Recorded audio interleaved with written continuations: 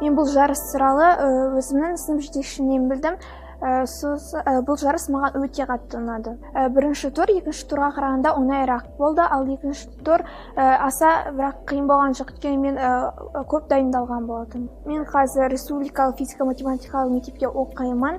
Бұл мектепте оқыған маған өте қатты ұнайды, өйткені мұнда оқығанда көп мүмкіндіктер бар. Сен өз біліміңді жақсылап толықтыра аласың. Мен алдыңғы мектепте оқығанда онда оқу бұндай тереңдетілген болмаған, ал бұнда барлығы өте жақсы тереңдетілген. Мен оларға бұл жарыста қатыссын деп шешедім, өйткені бұл жарыс оларға болашақтарына деген көп мүмкіндік береді. Олар жақсы оқу жеріне түсе алады.